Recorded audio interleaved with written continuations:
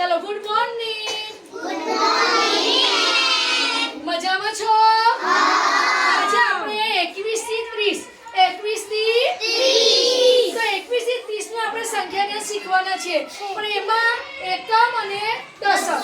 તો અહીંયા આ 21 થી 30 માં કેટલી સંખ્યા આપેલી છે? બગીના બાજુ જો કેટલી સંખ્યા આપેલી છે? 20. તો અહીંયા 1 થી 9 સંખ્યાને આપણે શું કહીશું? શું કહીશું?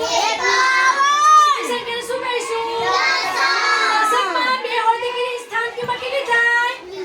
20. કેટલી થાય? 20. હવે આપણે જોઈએ છે, આપણે 21 થી 30 ના કાન મૂક્યા છે. 21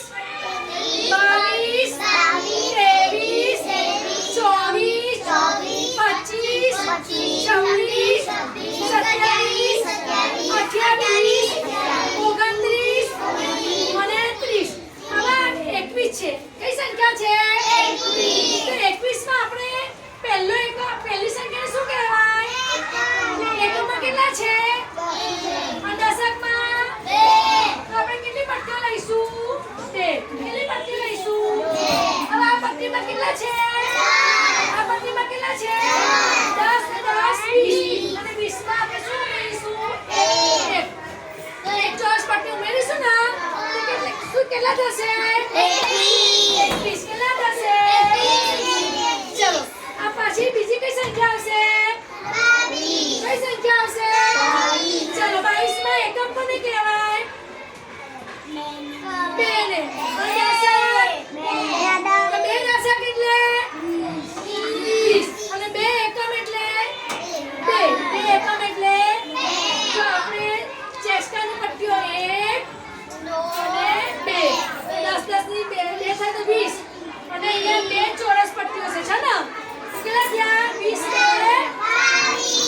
2 ચાલો આપણે આ સંખ્યા લઈએ. કઈ સંખ્યા છે? મેડમ 28. કઈ સંખ્યા છે?